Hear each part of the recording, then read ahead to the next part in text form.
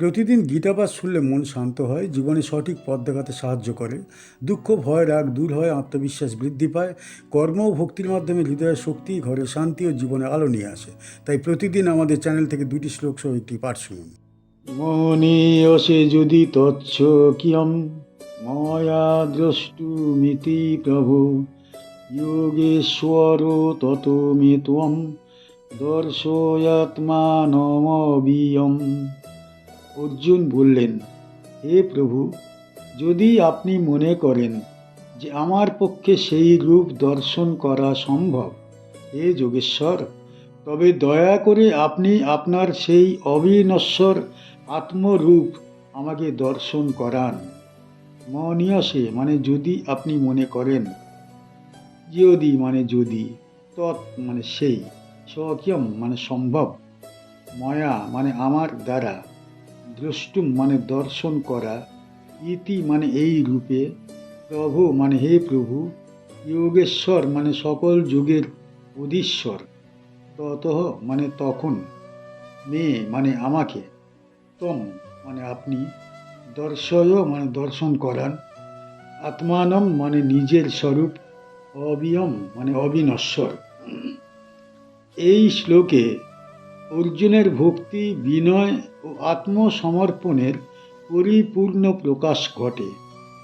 আগের শ্লোকে তিনি ঐশ্বরিক রূপ দর্শনের আকাঙ্ক্ষা প্রকাশ করেছিলেন।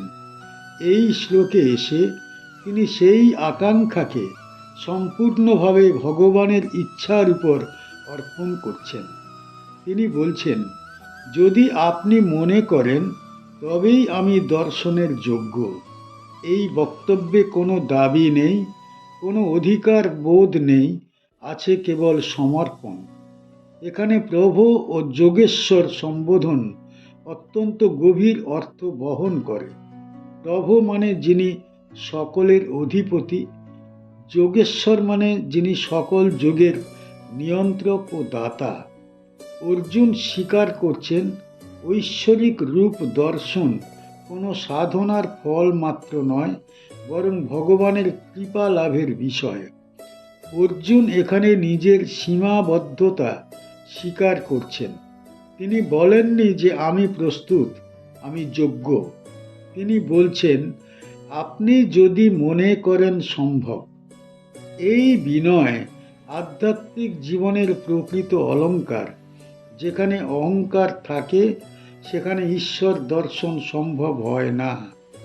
অব্যয় আত্মরূপ দর্শনের অনুরোধ বিশেষভাবে তাৎপর্যপূর্ণ। অব্যয় মানে যা কখনো ক্ষয়প্রাপ্ত হয় না। অর্জুন ক্ষণস্থায়ী রূপ নয়, চিরন্তন সত্য দর্শন করতে চান। তিনি বুঝতে পেরেছেন, জগতের রূপ পরিবর্তনশীল, কিন্তু ঈশ্বরের আত্মরূপ অপরিবর্তনীয়। এই শ্লোক আমাদের শেখায়, ঈশ্বর দর্শন কোনো জেদের ফল নয়, এটি বিনয়, শ্রদ্ধা ও সম্পূর্ণ আত্মসমর্পণের ফল।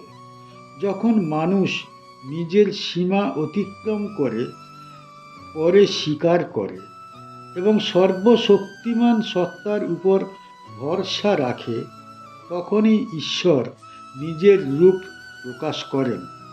এই শ্লোকটি শ্রীমদ্ ভগবদ্ গীতার 11 অধ্যায়ের গুরুত্বপূর্ণ ভূমিকা অংশ।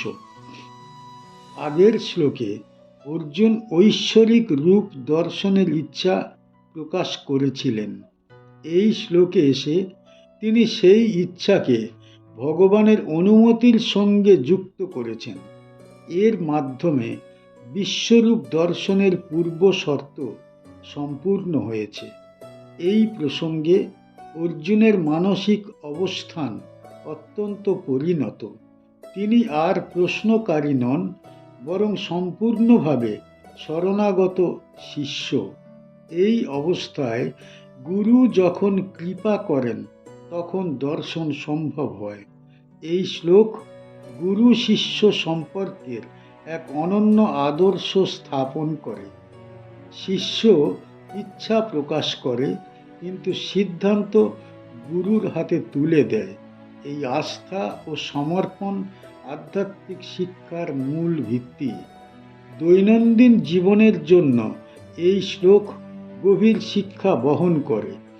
মানুষ প্রায়ই নিজের সামর্থ্য নিয়ে অতিরিক্ত আত্মবিশ্বাসে ভোগে, কিন্তু প্রকৃত উন্নতি আসে তখনই যখন মানুষ নিজের সীমা বুঝে সর্বোচ্চ সত্যের উপর নির্ভর করে।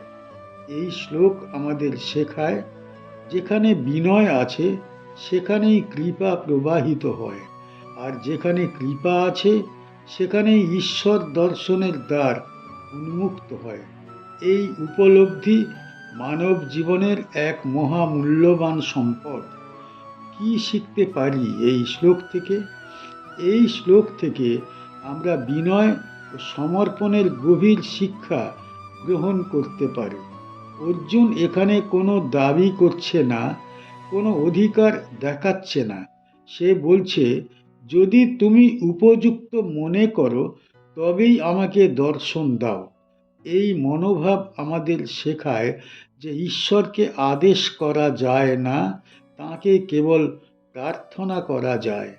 এই শ্লোক আমাদের মনে করিয়ে দেয়, ঈশ্বরের দর্শন মানুষের যোগ্যতার উপর নির্ভর করে, কিন্তু সেই যোগ্যতা ঈশ্বরের কৃপা ছাড়া সম্পূর্ণ হয় না। অর্জুন নিজের শক্তির উপর ভরসা করছে না, বরং যোগেশ্বর কৃষ্ণের ইচ্ছার উপর নিজেকে সঁপে দিচ্ছে। এতে প্রকৃত ভক্তির স্বরূপ প্রকাশ পায়। এখানে অব্যয় আত্মার দর্শনের কথা বলা হয়েছে। এর মাধ্যমে আমরা শিখি যে ঈশ্বর নশ্বর নন, পরিবর্তনশীল নন। জগতের সব কিছু বদলালেও ঈশ্বর চিরন্তন। সেই চিরন্তন সত্যকে জানতে হলে অহংকার ত্যাগ করে বিনয়, বিশ্বাস ও সমর্পণের পথ গ্রহণ করতে হয়।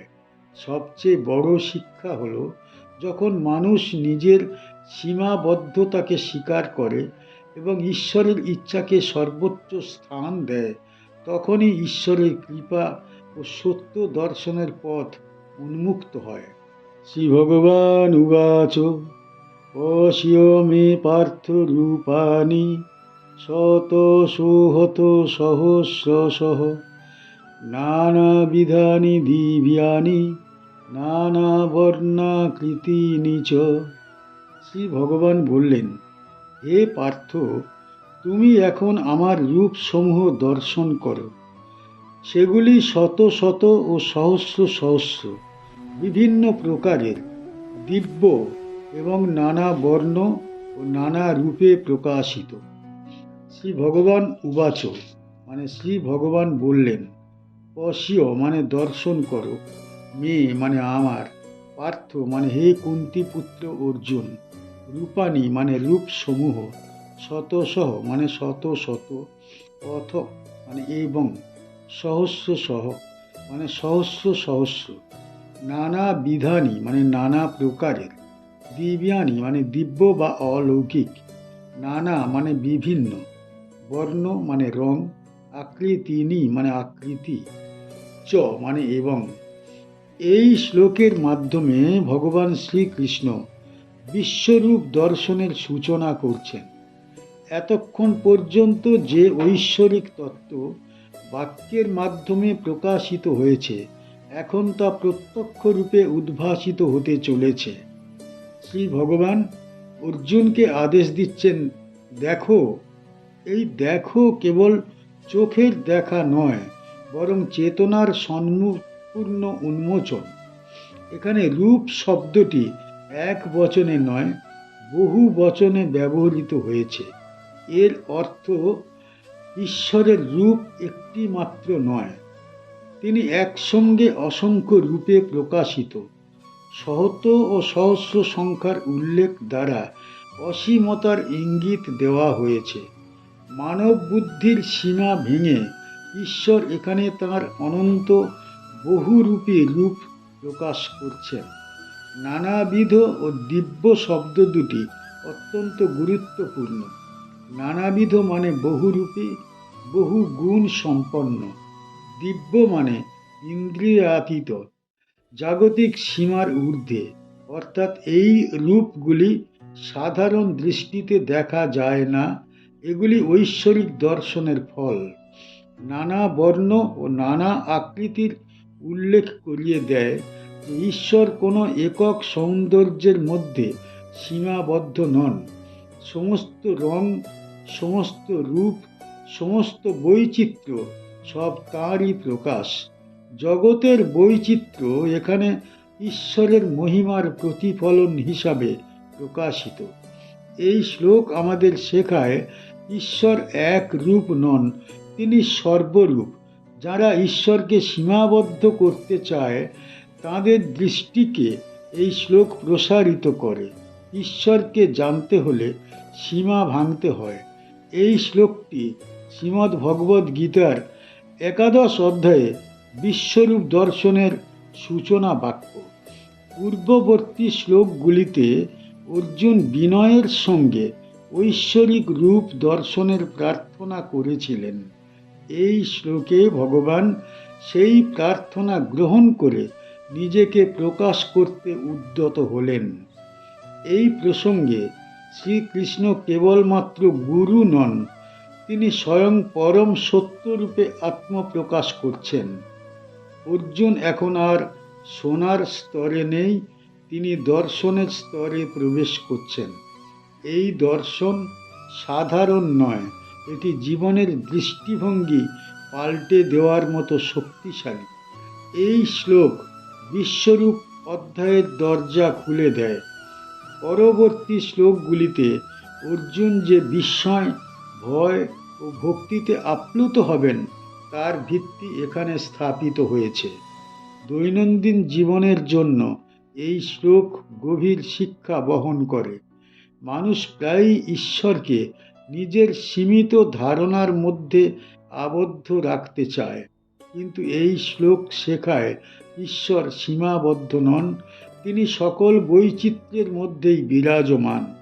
এই শ্লোক আমাদের মনে করিয়ে দেয়, যখন মানুষ সত্য উপলব্ধির যোগ্য হয় তখন ঈশ্বর নিজেই বলেন, দেখো।